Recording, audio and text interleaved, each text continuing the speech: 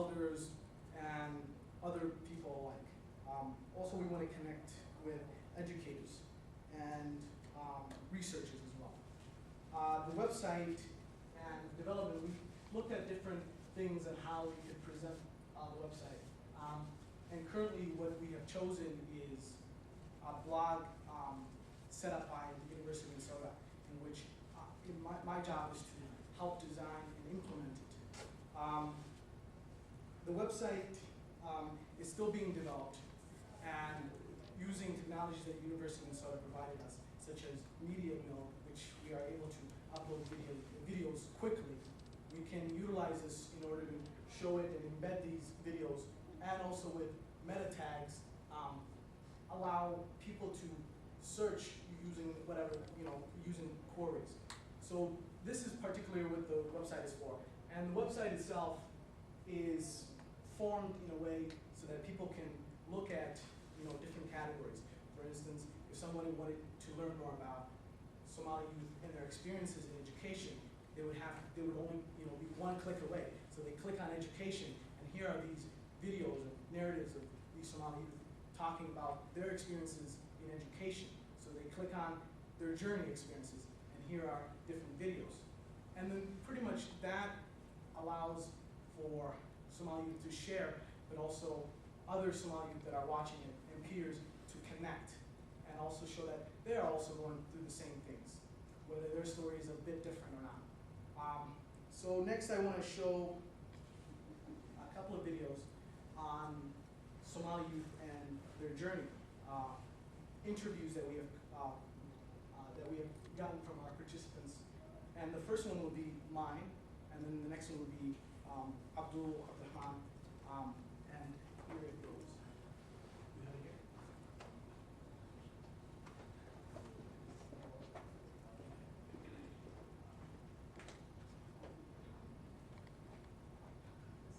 So in this video, I'm going to be talking about my journey from Kenya to the United States, and it's particularly my own experience, and it's not everyone has the same experiences that I had. So hopefully you'll enjoy it, and then I'll talk some more about it afterwards.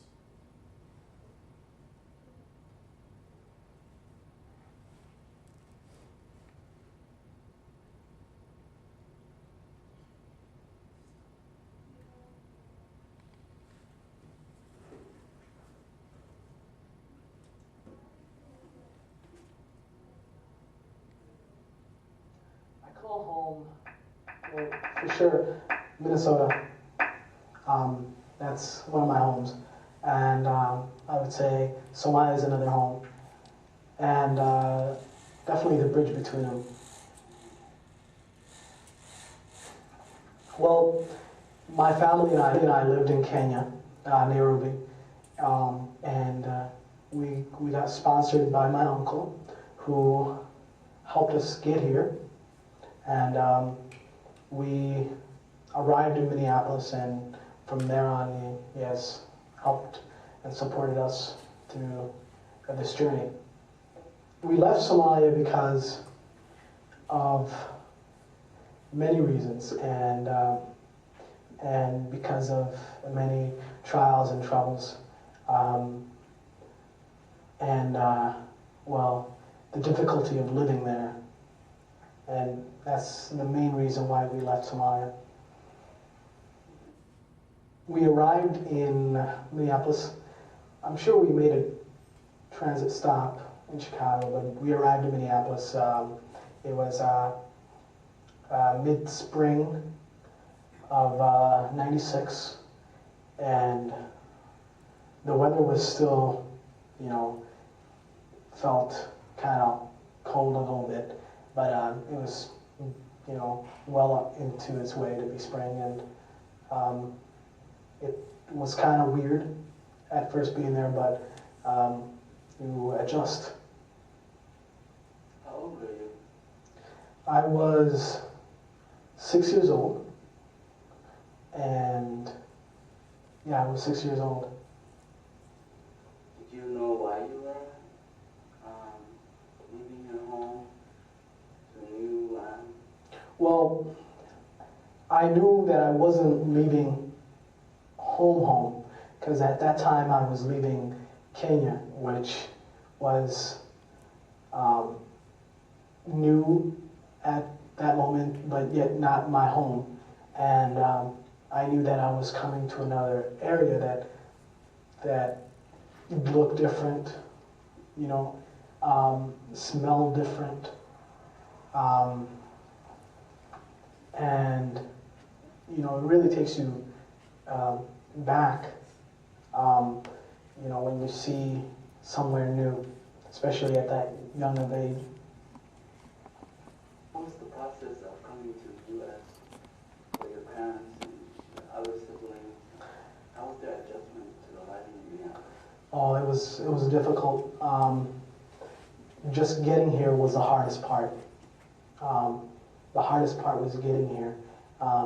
My mother, I remember, you know, there was many nights where she didn't go to sleep because of her being worried about our sponsorship, how that might go, what kind of questions they might ask us.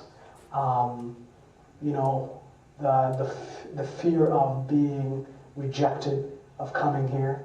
That was also a big thing.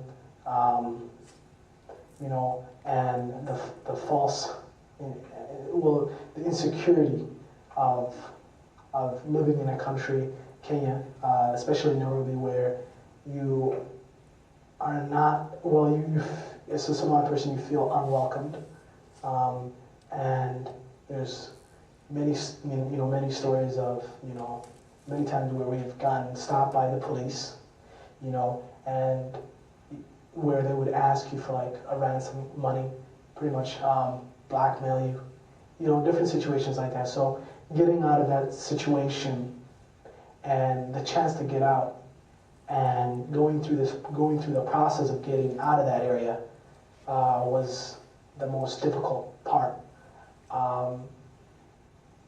For me, because I was young, it didn't affect me as much, but for my older sister and me, it was kind of, for my older sister and my mom, it was kind of a hard time, because they really had to deal with the whole situation. Because at that time we were you know, really fresh, and we just had to adjust first before any type of searching for a job or anything happened.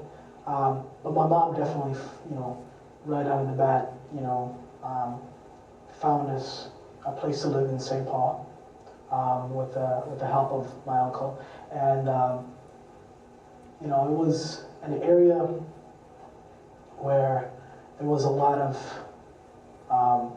you know, people like us, you know, people who were brand new to the area, who were immigrants. And we kind of felt welcomed by the area that we first landed. It was in Skyline Tower in St. Paul, around Midway. And yeah, my mom, you know, ventured out and she got a job as a cleaner for Marsden.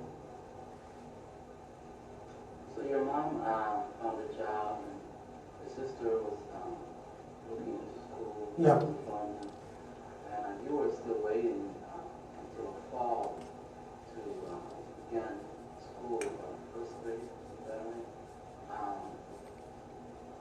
So the fact that you were not in school, you had a lot of time to perhaps during the day hang out with other children.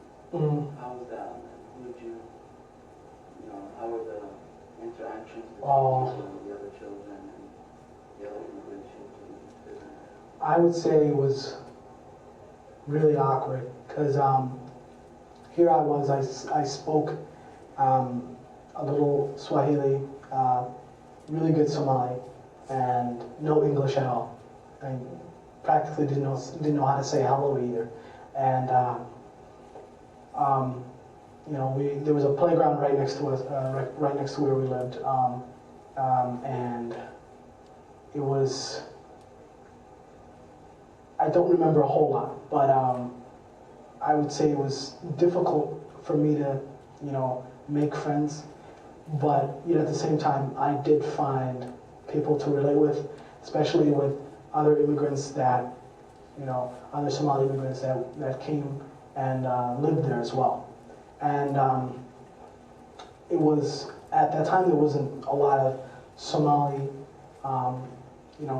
immigrants or Somali people in St. Paul.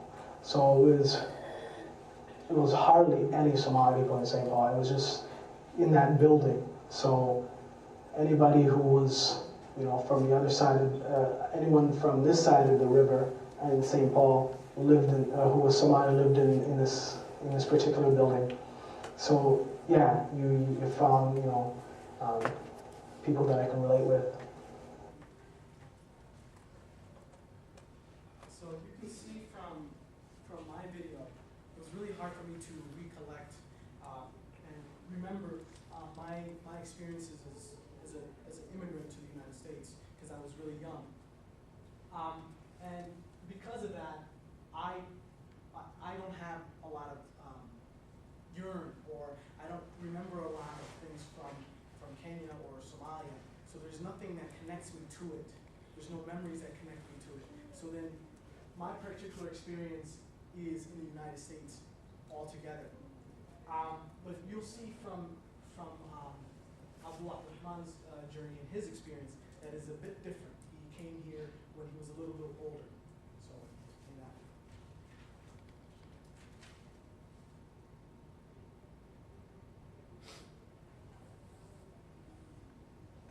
Okay, so we left Kenya.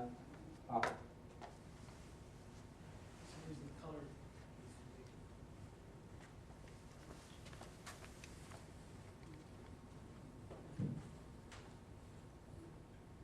Video. Yeah, it looks better in the computer screen. It's really dark. So, Around 99, and one of the reasons we left is because, the opportunity to come here, and we had relatives here who kind of sponsored us to come here. So, it's the land of opportunity, when you can accomplish so much and there's so many opportunities for you here. And when my parents saw us had the chance, they wanted us to come here. They wanted better for us. So, I just remember getting up a lot of mornings, early in the morning, going to different immigration places. It was kind of routine. We'd go there, not much would happen, go back, go there, come back, you know what I mean? For about a year and a half. And then finally we were told we're leaving, but I was only about 11 at that point, 10, 11, so I couldn't really comprehend what that meant. That we'd be going to America, okay, I didn't see it as big of a deal, I guess, as my parents or, some of the older people in my family. But now, looking back, I'm very grateful that I had that opportunity to come here, of course. It was a big family, about 15 of us. What were your first reactions if you remember that getting off the airport? Well, on the flight, I remember we flew Spanish Airlines, like Spain Airlines or something like that, to get to Amsterdam. And I'd watched a lot of cartoons or Spanish movies that I picked up like a couple of words in Spanish. So when the ladies came to help us, I'd be like, "Oh, gracias, señora, señorita." It's kind of funny. My mom thought it was funny. So, but coming at first, my impressions of America when we got here was. It was pretty developed, I thought, compared to like where I came from. And then on top of that, when we finally got outside the airport and drove and got to like where we were gonna be sleeping for the night, I noticed the snow outside. Obviously, that's the first thing you notice because we came in March, and it was it was pretty surprising because I remember like only one time in all my childhood remembering like ice from the sky, like hail in Africa. Like I only had that incident happen once, and then I came here and I realized, that it